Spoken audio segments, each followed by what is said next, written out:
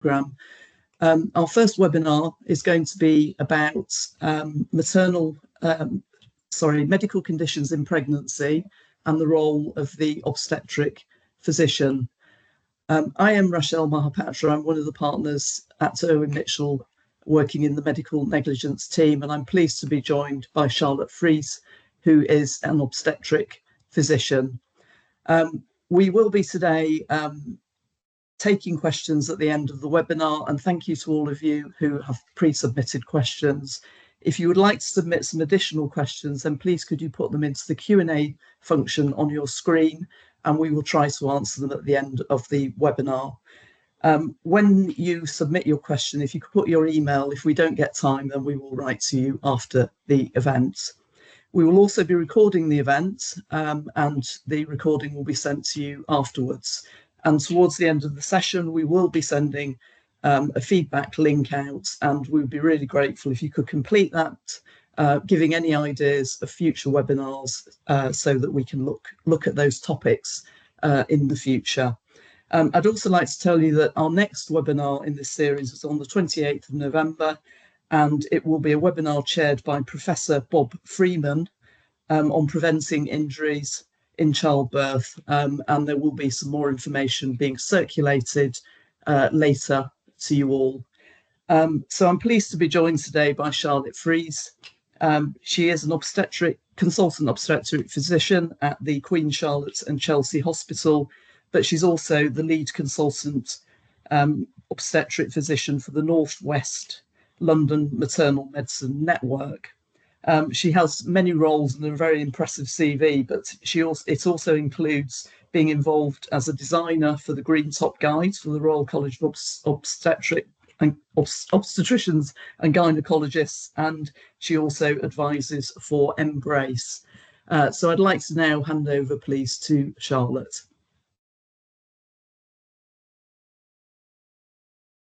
Great, thank you very much. I hope you can hear me and see my slides.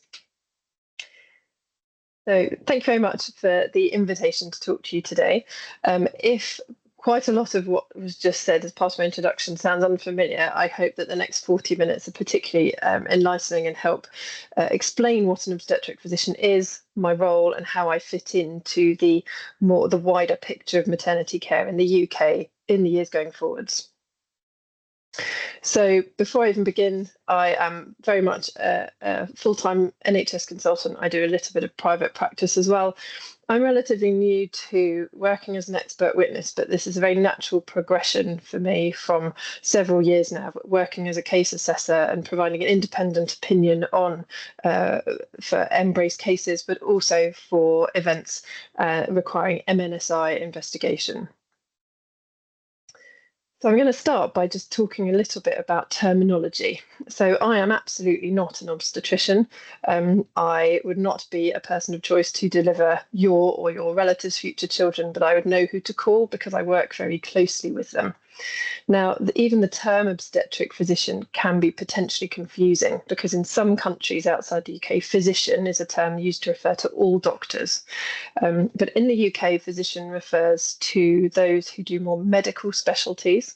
And so my background is in acute and general medicine, and obstetric medicine is the care of pregnant women with all sorts of medical conditions. So that's where I fit in. Throughout this, you'll hear both the terms obstetric medicine used by me, more probably because as a physician, that's what we tend to refer to this field as, but you'll also hear the term maternal medicine. And for the purposes of practice in the UK, these terms are entirely interchangeable and just have slightly different history and where they came from, but it's all the same area of medicine.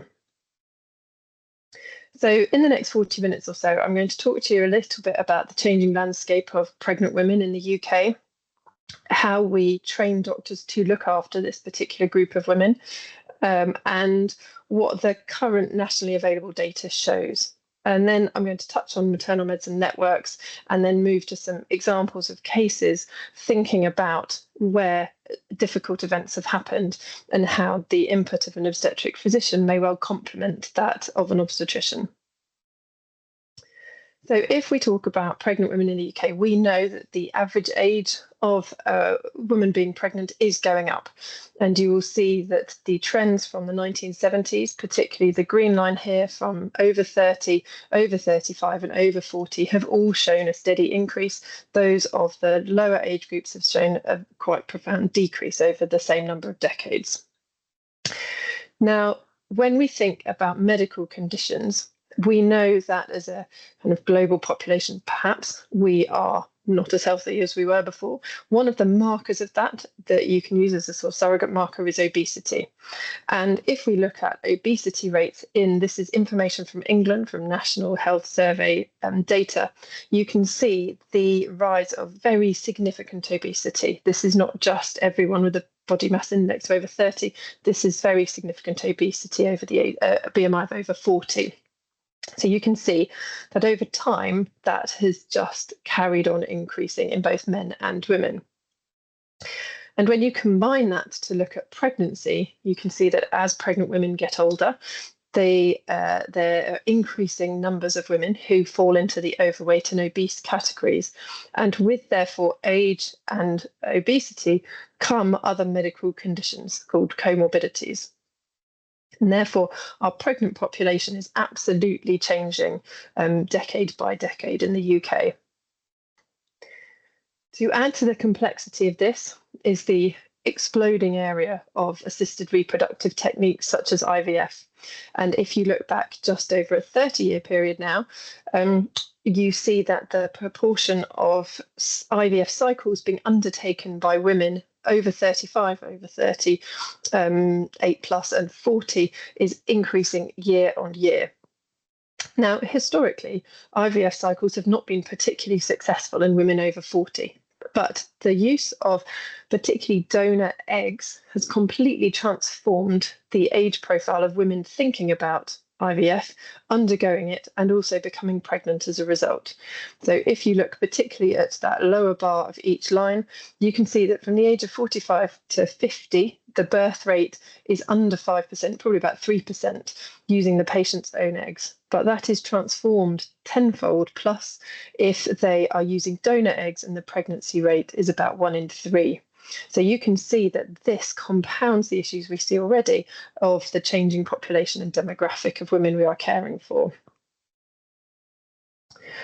You'll then hear the term multimorbidity, and this simply means women with more than one medical condition.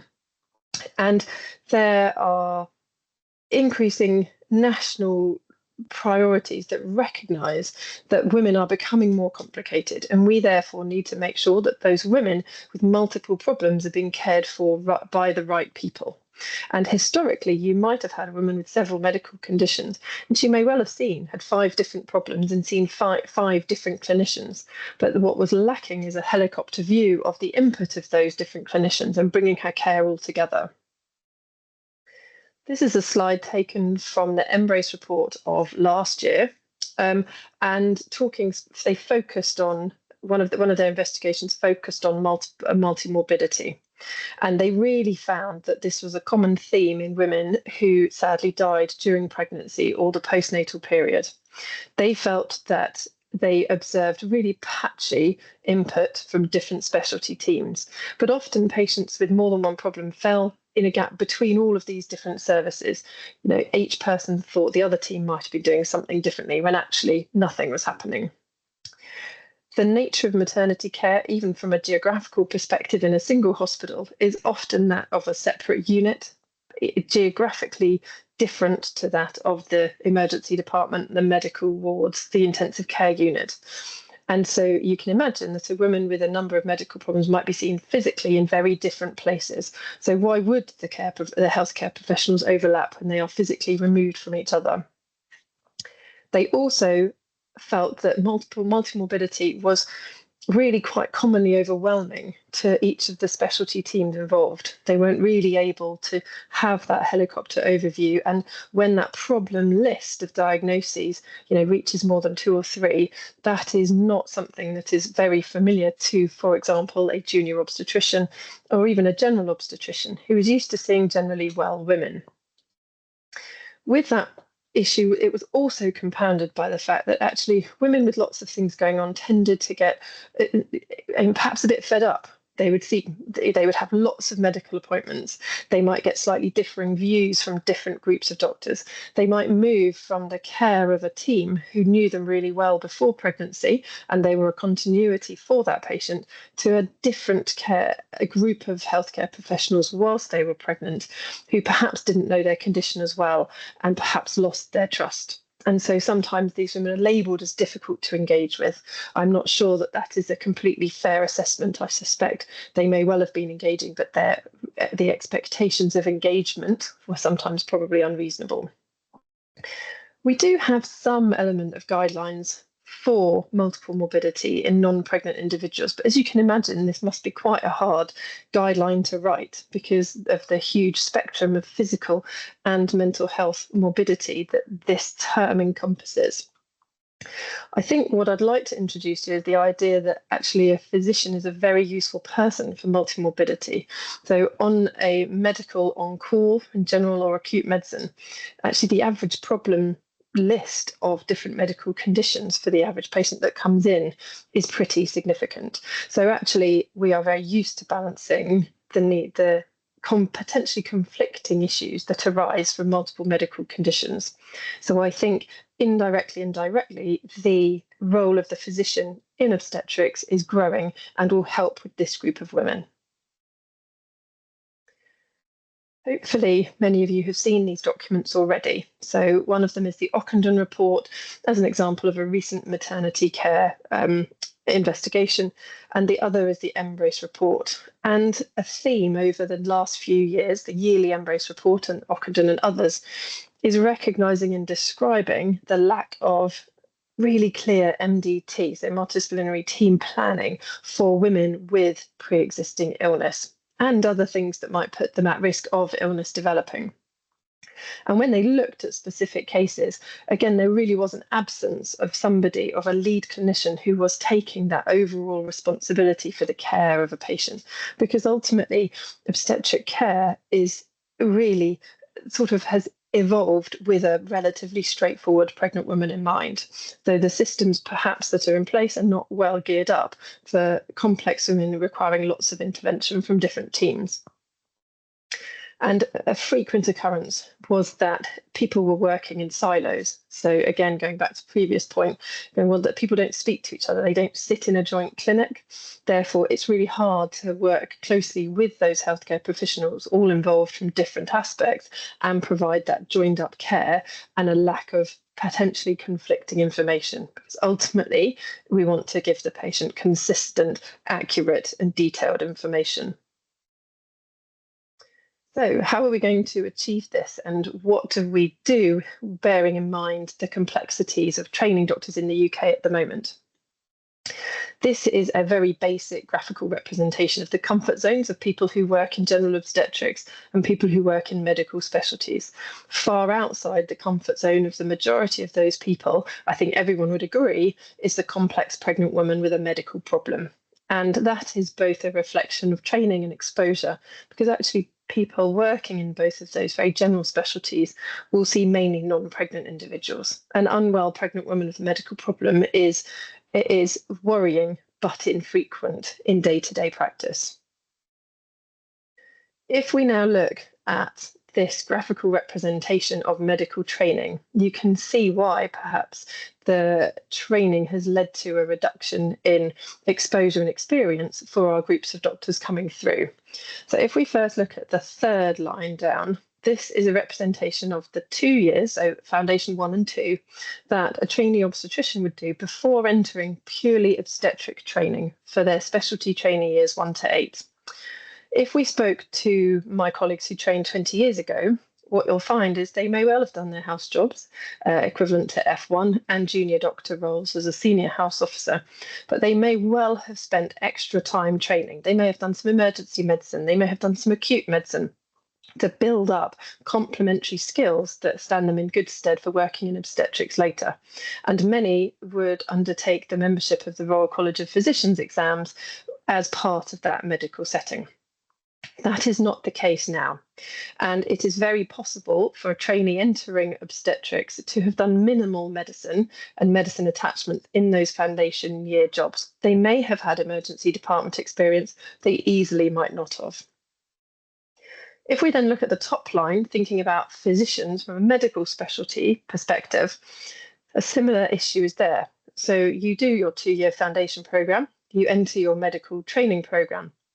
But it is by no means guaranteed that in that foundation programme you have done any obstetrics, similar for paediatrics, that sort of thing. So it is fully possible to enter as a medical trainee and do your medical training with absolutely no direct experience of obstetrics since your 6 to 8 week attachment at medical school. So it is no surprise then that people feel underconfident, but also perhaps appropriately recognise that they don't have the exposure and experience to lead them to be competent looking after a pregnant woman with a medical issue, who by definition are complex and potentially unwell, and they are infrequent but a concerning issue for doctors in these areas. If we now look at Embrace, so I hope many of you have heard of Embrace. For those who haven't, it is an amazing resource that was first set up in the 1950s. And the aim was to collect information about women who died in pregnancy in the UK or in the year postnatally. And the aim was to look at the patterns of illness, but also the care that these women received. So were they dying of things that were preventable? Were they dying of issues unrelated to pregnancy? What was the pattern?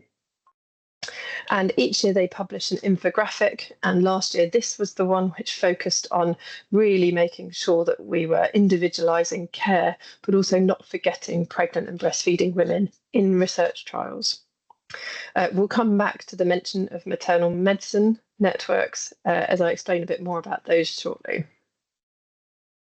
In every report from Embrace, they produce a graph that looks a bit like this. And when a woman dies, they assess, they have a look through the notes, they look at the post-mortem, and they categorise the women by the cause of death. And they divide them into direct and indirect. So a direct cause of death is directly related to pregnancy. You cannot die of a postpartum hemorrhage or an ectopic pregnancy if you were not pregnant. The indirect ones are where pregnancy had an influence on their illness. Perhaps a good example of that is epilepsy. So somebody dies of an epileptic seizure in pregnancy. Well, pregnancy may well have contributed. They may have been vomiting as a result of an early pregnancy and not able to keep their medication down. Or they may have worried about medication in pregnancy, worried about its safety and stopped it. So lots of factors can contribute. And the theme that has been noticed since the 1950s is a very significant reduction in direct deaths. And this is probably because many of these things, for example, postpartum hemorrhage, are a situation where guidelines are very appropriate, can be followed and nationally rolled out and followed. So there has been quite a dramatic change in direct deaths. Indirect, it has been a bit different, and they remain the leading causes of death. Even if we take away COVID, which is the top cause of indirect death here, we talk about cardiac disease, neurological, infective, and psychiatric. And this is another graphical representation of it. And whilst we've seen a general reduction in the total number of deaths, really quite alarmingly, in the last few years, we've seen an increase, even if you correct for COVID. So if you take away the COVID data, you get this green extension here, and showing that the indirect deaths certainly not reducing, and that other causes are potentially increasing. But a really sad feature that is a very similar statistic every year is when you have a look at the care of these women, over 50% of cases, it is deemed that there were opportunities where care could have been different and better, and that may have made a difference to the outcome and ultimately may have made a difference to this woman surviving or not, which is a really staggering statistic, I think, for us working in the UK, where generally the assumption is that, care is, it's not, I would have assumed it wasn't that bad. So where do maternal medicine networks fit in? So if we look back, these are the 5 main people in obstetric medicine over the last 30 plus years. So the first may be familiar to anyone who has ever done any maternity work. This is Professor Redman, who very sadly died a couple of weeks ago. He is the Redman of the Dawes-Redman criteria and has saved countless babies' lives over the last few decades by picking up abnormalities in fetal heart rate through the technology that he pioneered to identify babies who were struggling and needed emergency delivery. He was absolutely an obstetric physician with a lifelong interest in preeclampsia.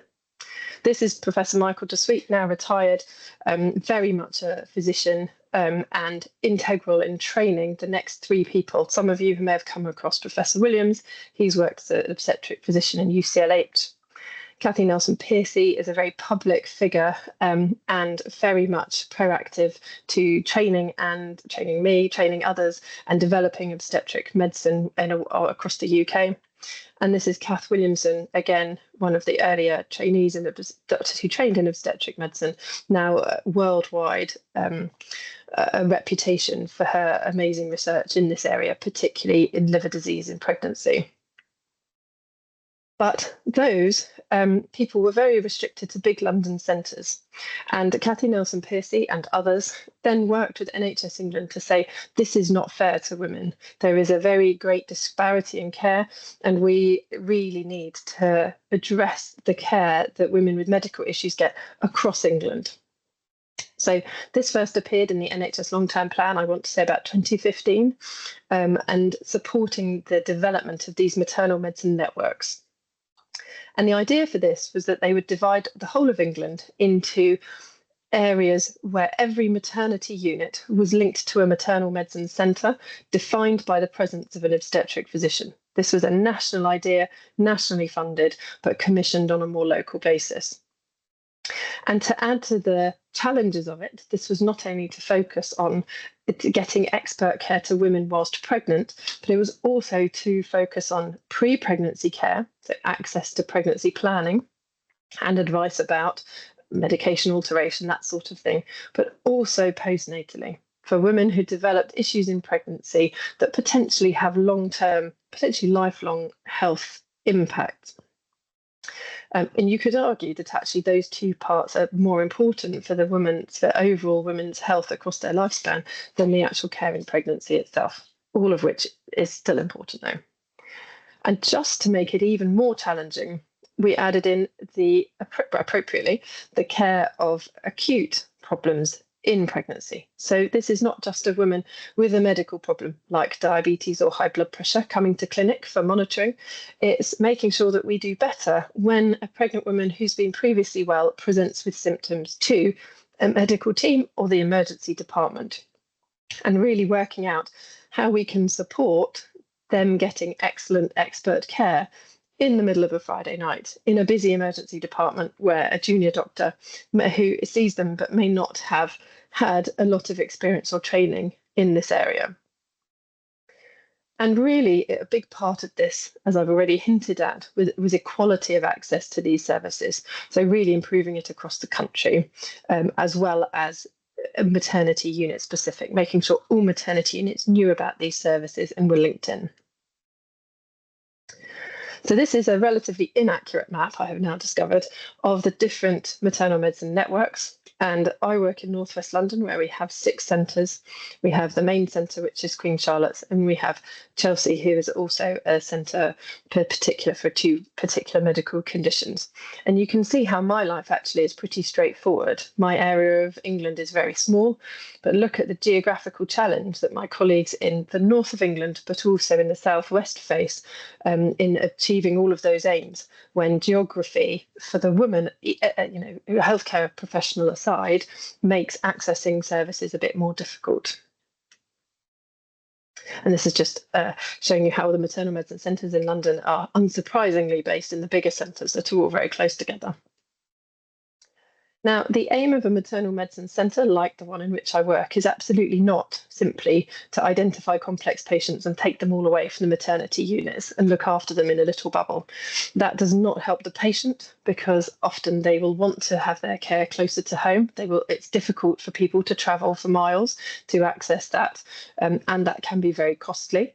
But also, that's of no benefit to our teams in those other maternity units. So it doesn't build up their skills if we simply take away the responsibility for the more complex women. So it's absolutely a two-way process. So I do a couple of complex clinics in Queen Charlotte's, for example, but I also go out to 2 of our hospitals on a regular basis to support them in their maternal medicine clinic, build up the skills and experience of their wider team, and help them provide education to the teams who need to hear it. So that local emergency department or those medical teams. And we also help with the practicalities of guidelines and that sort of thing, because ultimately we want to build up everyone's skills. We don't just want to consolidate it in a very small number of centres. This is an example of a network team. This is our team. It will come as no surprise that we have a lead obstetrician. We have a very important role currently unfilled as a project manager, but this is our project manager until recently. I haven't really talked about midwifery care, but this is our lead midwife, and actually a real gap in midwifery training is looking after the women with complex medical things. So the background to midwifery training is that often they are direct entry midwives, in contrast to perhaps a few decades ago when people would have had nursing training before entering midwifery. And that it limits the kind of training time they've had. And also there are important focuses on the more common features of childbirth that they will see and need to know about.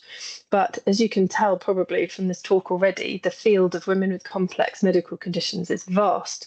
But what we are not doing is equipping our midwives with a really detailed working knowledge of that, because there are other priorities. So a big role of postgraduate education, which is where we come in, is helping those midwives on the ground build up their maternal medicine experience. So by definition, there's an obstetric physician in every network, and our network is a rarity, but also has a clinical director, but that is not the case for all networks. Another feature of the maternal medicine networks was working out which conditions could reasonably be looked after in which hospital. And nationally, a team approached this specialty by specialty and divided conditions into categories, what they called A, B, and C. So categories A were the conditions that we would expect a local team, even in a smaller maternal medicine unit, to be able to look after day to day without worry. The other end of the spectrum would be the category C women with either rare or life-threatening or particularly complicated conditions, where actually that specialist team, it's not necessarily the physician you need, but the wider team that the maternal medicine centre encompasses, including anaesthetists, specialist midwives, and those medical specialists are needed to be involved in their care. In category B, obviously, you have to have a grey area where there are some women in category B that might need help in their care from the maternal medicine centre, but it should not be assumed. We took these lists and we modified it, each of them, for our local provision of care. But this is important when you think about if there is an adverse event, asking, well, not only what was the care like, but what access to support did the people, those healthcare professionals, have access to? Did they know about the network? Do they have contact details? Do they have someone they can phone in an urgent or semi-urgent setting? Because that is what the system is designed for. But in some areas, this is still significantly an evolution. So this is a picture of all obstetric physicians in the UK, I think, as of about a year or two ago. And this is a picture of the first meeting of all the people in those network lead roles that I showed you across the UK. Again, to me, this looks large. To others in other medical specialties, this looks absolutely tiny because of the nature of our specialty compared to a big specialty like cardiology or respiratory. So what's happened since the networks have been introduced? Well, most networks have people in all of their posts. And if they didn't, you can see there's a number disparity. So I showed you the 5 obstetric physicians and a few of us who were training in it. That did not have, there were not enough physicians for 17 networks. So part of the NHS plan was to pay for identified doctors who were keen to do it from a certain area to go and train elsewhere, to have their post backfilled using that money, and then return to lead the network. And most networks have had that, and that training has now occurred. The networks are progressing at different speeds. Our network is a nice example where we now have a regular weekly team meeting open to everyone across our network, and we can discuss people on an urgent basis and bring in expertise. Obviously, Teams access since the pandemic has completely transformed the way we deliver this and the access for people to it. We also have a structure where if we need an MDT at 9 o'clock at night, we can facilitate that if there is anyone on our patch that is particularly unwell, and that discussion cannot wait till the next morning. We've also done a lot of work reaching out to different staff groups, midwifery, medical specialties, obstetrics, you name it, in those different hospitals. But that is no small task, and it's easy to say, but it's actually quite hard to coordinate and deliver in reality. And this is just to mention, excitingly, for the first time, we've had recruitment nationally to these posts, coordinated by the Royal College of Physicians, leading to a diploma. This is new, and this training has only been coordinated like this for about the last year. And what I hope we see in future, and will be reflected in the people giving you expert opinions in a decade, is that there'll be a good number of people able to do that.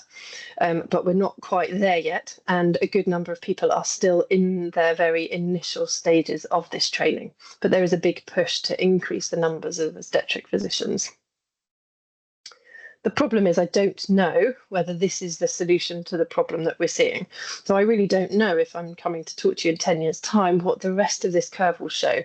I would really like to think that this was reducing because the networks are facilitating multifactorial changes to the care of these complex pregnant women, but I simply don't know whether that is over-optimistic. So I'm going to take you through a couple of cases. Cases always work best interactive. I'm very aware that's difficult here. So what I'll do is I'll talk through 3 and show you my thoughts on the cases, and then I'm happy to come back to any particular pertinent points in the Q&A that strike you. So this was a 42-year-old woman who had 1 child, and that pregnancy was relatively straightforward until she developed a deep vein thrombosis at 34 weeks. She was appropriately treated with treatment dose heparin, and there was advice communicated from haematology to her GP that in a future pregnancy, when that pregnancy test was positive, she needed preventative injections from the outset. But time progressed, and she didn't become pregnant again spontaneously, so she underwent IVF. She had a number of failed attempts of embryo transfer from frozen cycles, but had 1 embryo left. So at the age of 42, wanted to go ahead with a medicated frozen cycle. Medicated meaning that there are decent doses of estrogen and progesterone supplements given to maintain the pregnancy and maintain the uterus lining to support that pregnancy, mimicking the hormonal changes that would happen to do that in a normal cycle. And it worked. And she had the standard care that would be given after any medicated frozen cycle, a plan to carry on those hormones until 12 weeks, when then the placenta and the feto-placental unit can take over the hormone production. She was going to have regular scans, and she was advised to book her pregnancy in due course.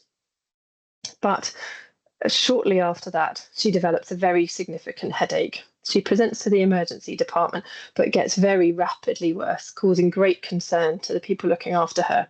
She is imaged. She has a venous sinus thrombosis that is very extensive, and she requires intubation and ventilation because of concerns about her consciousness level, and she needs to go to neuro-ITU.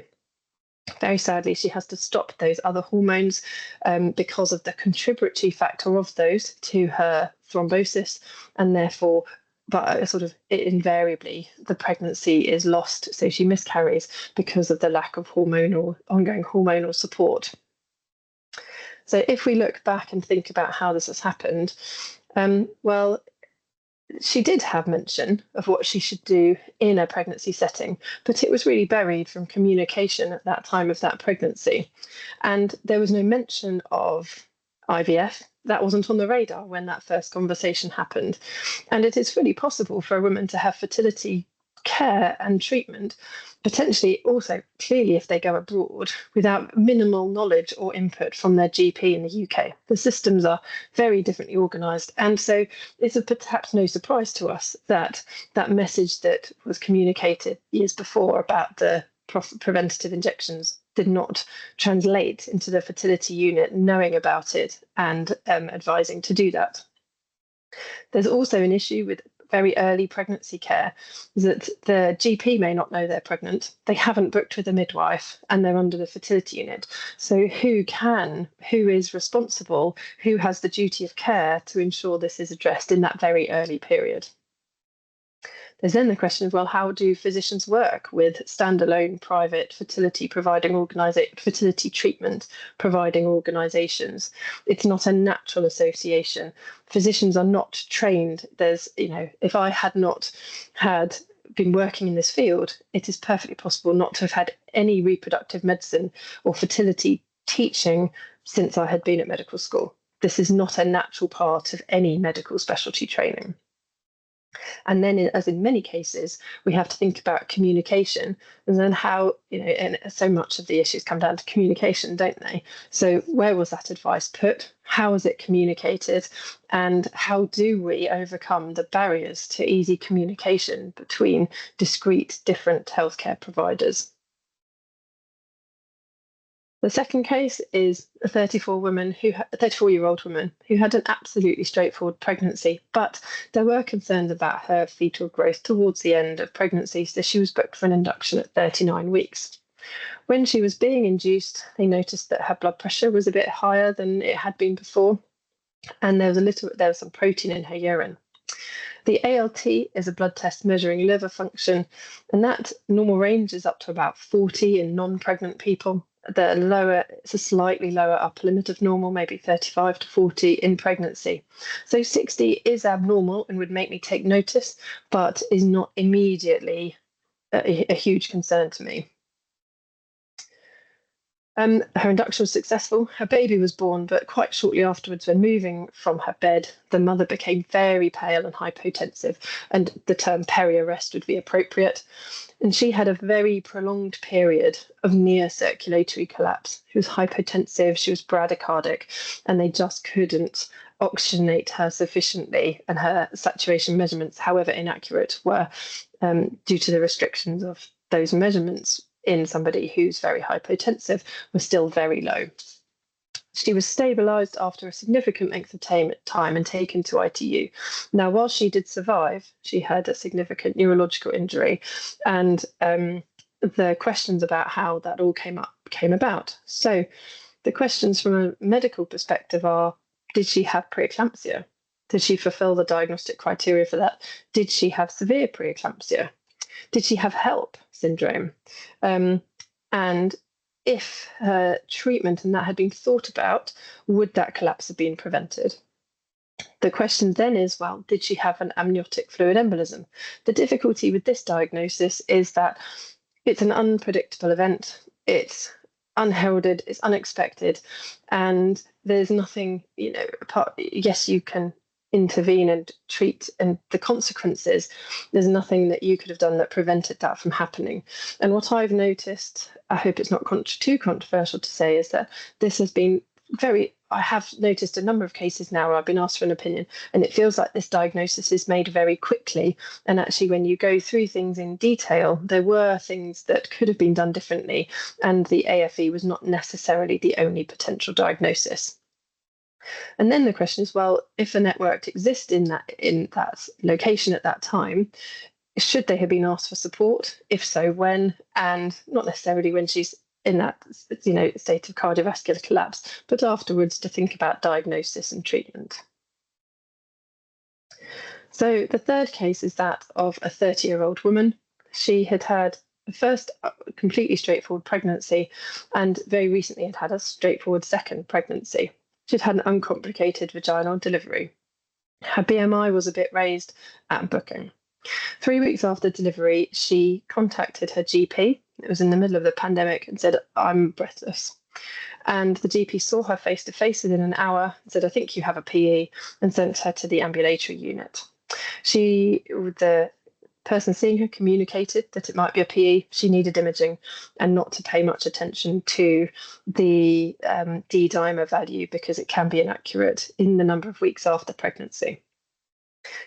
She was seen by a junior doctor. It was the first week of August, and the initial blood test simply showed that her marker of inflammation, which is not specific to infection, was a little bit up. So she was confidently discharged with a diagnosis of pneumonia. She went to the GP several more times, and unsurprisingly, that diagnosis, the maiden hospital, was not challenged, and she received several courses of antibiotics for non-resolving symptoms. And a few weeks later, woke up suddenly very breathless, and very quickly had a cardiac arrest for which they could not resuscitate her, and she very sadly died. So the question here was, well, was that clinical decision to give antibiotics reasonable? And the key thing here is, if a CTPA, the scan looking for blood clots, had been performed at that initial presentation, would it have made a difference to her survival? And I think the answer pretty categorically would have been yes. Then the question is, well, what support did that unit team have in place for identifying pregnant or recently delivered women, and who could they have asked for support? Were there any guidelines in place that suggested they should have done? And a really difficult one is the final question of going, well, could or should the GP have done anything differently given the pattern of events? And that's a very hard one, because of, why would you immediately question a hospital-made diagnosis when they had access to potentially lots of other tests, bearing in mind that primary care can't usually see all the hospital records and vice versa. So in conclusion, before we open for questions, the aim of the obstetric physician is absolutely not to replace the role of anyone in the multidisciplinary team, but rather complement the expert obstetric expertise that already exists. And ultimately, obstetricians have been looking after complex women for decades longer than obstetric physicians have existed.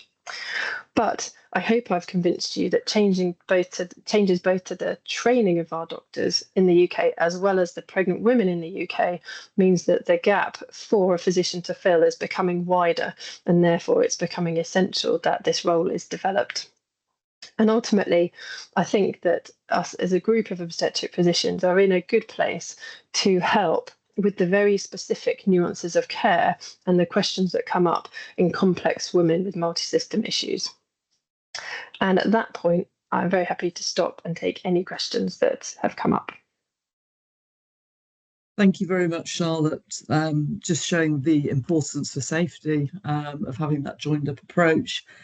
We do have a number of questions on a whole range of topics, so I hope you'll be able to help us with that.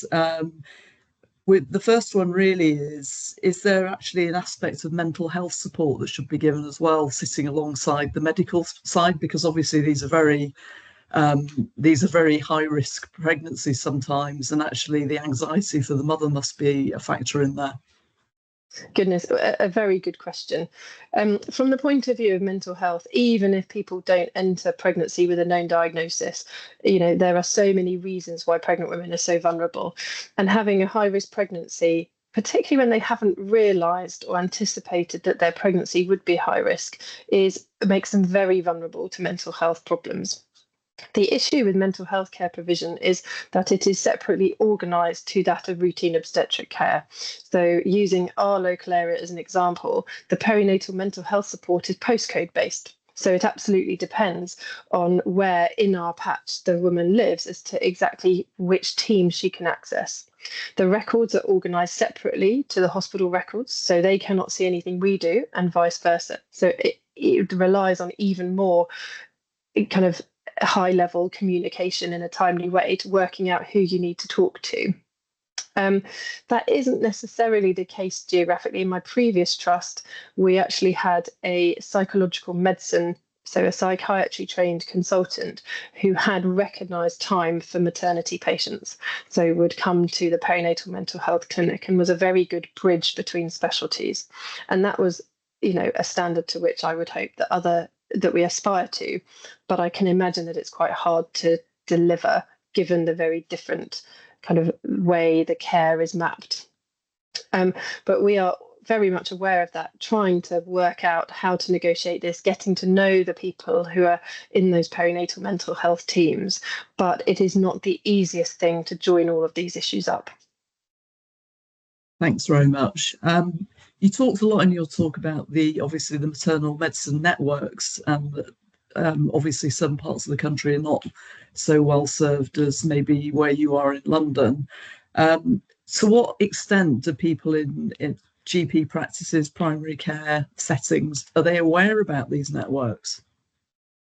Again, I think because the networks haven't been around for years and years, I think it's very variable. So I think if you did a kind of a quick question to all GPs in the UK, I think you'd find that a decent proportion knew about maternal medicine as an entity, but I think that would absolutely not be 100%. And I think you would find that far fewer knew how to access those services if they needed them. A good example is, and we try and do education events for GPs, but GPs are very busy. They have lots of other pressures, and they're, fitting in education to reliably reach a whole group of doctors in a single geographical area is going to be very difficult. There are also practical things. So, for example, I'm not aware that our referral contact details are on the normal GP referral system. So if they wanted to send a referral like they would do to another specialty, they can't do it because we're not visible. So they then have to know that there's an email address and that this service exists. So I think there's going to be a huge amount of change in that area in the next 5 years, but we are absolutely not there yet. So just arising out of that, do you find most of your referrals are coming from the obstetric teams rather than any other area of medicine? Yeah, so we find that the majority of people identified that they need to come to our clinic will be people who have booked with their midwife at 8 to 12 weeks, and the midwife, through their standard screening questions, will identify that there's a medical problem and send them in the direction of our clinic. The other medical specialties are increasingly aware of what we do. They send patients in our direction for pre-pregnancy counselling, and they send them for care. But because we are in an area where people can choose from a number of local hospitals local to them, it is very possible for women to have care in a specialty in one hospital but want to have their baby in another. And so not necessarily the immediately joined up unit. So there may well be some women who are looked after by other specialties in our hospital who we never know about because they never come to our services through intentionally or unintentionally. We've just had another question come through, which is there a rapid referral route, or is there likely to be a waiting period for a woman to be seen? So it depends whether they're pregnant or not. So their nature of care means that if they are pregnant and they have an issue, we will accommodate them in our clinics as soon as is required. There are not big waiting lists for antenatal clinic appointments in maternal medicine. And I think whilst I can't tell you about every network service, I'd be very surprised if there were particular capacity issues for that. The service that is restricted time-wise, where there is a waiting list, is pre-pregnancy counselling. So a good example for me, I'm not the slowest person in the world, but it does take me up to an hour for a single appointment to chat through a complex pregnant woman and all of the potential pregnancy repercussions that I think she needs to know about for a future pregnancy. So therefore, I can only do perhaps 3 a week. And as people know about our service, the demand is already exceeding our capacity for these appointments. So that is where it's potentially frustrating for women, because actually they go to their doctor or their specialty, they want to get pregnant, and they're there because they want to get pregnant soon. And then someone says, but hang on, you need to have a conversation, and that might delay things for weeks to months. So that is unsurprising, but frustrating for the patient at the centre of all of this. Absolutely. We have a question about inequalities in healthcare, and obviously it's well documented in maternity services that there have been areas of problems. What's your unit doing to tackle that? So I think the networks are a big step forward. So 5 years ago, we did not have any sort of outreach, and people had to come to us. So I'm sure that there were women who potentially needed to come to a different centre but couldn't for practical reasons. So us taking our services to them is an immediate step. The other thing that we do now is, because we have a better dialogue between our other units, then we can provide input to the care of complex women without them physically having to come and see us in person. If they do need to come and see us in person, we now have access to charitable grants, for example, to support them with the cost of public transport. Because whilst things might look close by on a map of London, actually the practicalities when you're very pregnant of taking 2 buses and a tube and then walking actually is not something achievable by all women in their 3rd trimester. So there are lots of ways of addressing those practical aspects. The really difficult one is the provision of specialist information in different languages. And that is just an enormous area. Now, we are getting better at that. So we have various specific resources that have the same information in different languages, but that is not by no means, reflected in the wide number of complex medical conditions that we see. So language is a significant challenge, and it's all well and good to put a QR code up saying, look, this is the information in this language. But if that person doesn't have a smartphone and can't understand that she even needs to scan that, then, it's a big hurdle. Okay, thanks very much. You've talked a lot about the sort of changing profile of the mothers. They might be older, people are getting pregnant later, or they're having IVF. Have you seen a change about the way that they are being counselled, how they're interacting with their birth plan, the sort of advice that they're seeking, those early stages within hospital? Yeah, so bearing in mind, with the caveat that I'm not an obstetrician, I very much work alongside obstetricians. And what I've noticed is a huge shift in the style of counselling following the Montgomery changes to consent. And therefore, the birth conversations are different. And there is a very changed view to maternal requests, or caesarean sections labelled maternal request, for example. So that world has shifted. What I've also noted is the changing views of women. So I do feel that 5 years ago, actually, if an obstetrician had sat down and said, look, we're worried about the stillbirth risk because of your diabetes, and therefore our national guidance suggests that you should deliver by this number of weeks, I think people would have said, oh gosh, yes, okay, I'll do that. And they followed that advice. What I've noticed increasingly is women are saying, thank you very much, but no, I don't want to be induced. I don't want to have a baby at 38 weeks. I want to have a baby a bit later. And that has been a real interesting observation, but is a hard area for anyone to navigate. And there have certainly been, there's an increasing number of women who are birthing outside guidance because they have been appropriately counselled, but they have chosen not to. And I think that's difficult for clinicians to navigate. More obstetricians, I think, but I've certainly noticed it too. We've just got a few more minutes. I was just trying to, sorry for looking away, I was just trying to put together the quite a long question, but I think it's probably from a solicitor who has a client with a complex orthopaedic condition, recently diagnosed with ADHD, has to have stimulant medication, has had complications in the past, a molar pregnancy, and has to have had to have part of her cervix removed. Is she the sort of patient that you would look after? Well, again, what a great question. So if you looked down the categories and were very black and white about categories of maternal medicine, none of those things fit neatly into a maternal medicine category. So as a physician, I'm not the expert in her orthopedic condition. I could tell you about her medication for ADHD. I wouldn't be the person for the molar pregnancy and the cervix issues. However, going back to the points I made about multiple morbidity, I think that care has to be individualised and say, well, hang on, someone has to not be scared of all of those issues and work out who should best see her. And I think in some centres that may well be the maternal medicine team, but it wouldn't surprise me that not if that wasn't the best place for everyone. So if she came to our unit, I think we may well be involved, but I think it would be an obstetrician who was also skilled, trained in that multiple morbidity, who could bring in the mental health services as well, perhaps a bit more easily than we can, that would probably be better placed for it.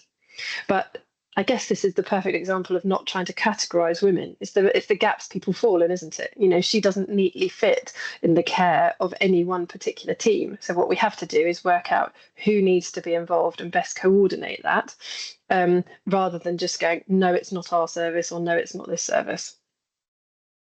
Yeah, and the importance of having a very much a multidisciplinary or a joined up approach, definitely. I think we've come to the end, unfortunately, sadly, Charlotte, because that was very interesting. Just a reminder that we have Bob Freeman joining us on the 28th. There's going to be a whole panel, so they're going to be talking about all sorts of things to do with preventing OC injuries. So we do need, you know, all the information will be coming out soon. We're also just going to ask again if a plea for you to fill out the feedback so that we can look at other topics for the future. So I'd just like to thank Charlotte again for an excellent talk, and I hope that we see you again at the next Maternity Matters. Thank you very much.